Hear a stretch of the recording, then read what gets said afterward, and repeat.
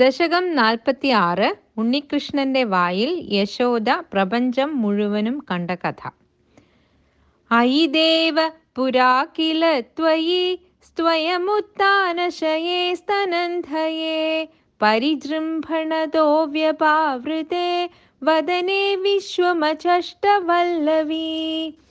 പുനരപ്യഥ ബാലകൈ സമം ത്വയി ലീലാ നിരതേ ജഗത്പദേ ഫലസഞ്ജയ വഞ്ചന കൃതാ തവ മൃദ്ഭോജനമൂചുരർഭകാഃ അയി തേ പ്രളയാവധൗ വിഭോ ക്ഷിതിതോ യാതി സമസ്തഭക്ഷിണഃ മൃദുപാശനതോരുജാ ഭവേദിതി ഭീതാ ജനനീ ചുകോപസാ അയി ദുർവിനയാത്മക ത്വയാ കിമു മൃത്സാ ബദവത്സ ഭക്ഷിതാ ഇതി മാതൃഗിരം ചിരം വിഭോ വിദധാം താം പ്രതിജഞ്ജിഷേ ഹസൻ അയി തേ സകലൈർവിനിശ്ചിതേ വിമതിശ്ചേദ്വദനം വിദാര്യതാം ഇതി മാതൃവിഭർത്സിതോ മുഖം വികസത്പദ്മനിഭം വ്യധാരയഃ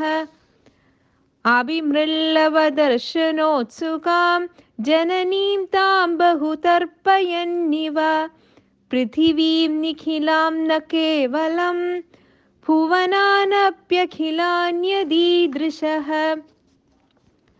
കുഹചിദ്വനമംബുധി ക്വചിദഭ്രം കുഹചിദ്രസാതലം മനുജാദനുജാ ക്വചിത്സുരാ ദദൃശേ കിം ന തദാ ത്വദാനനേ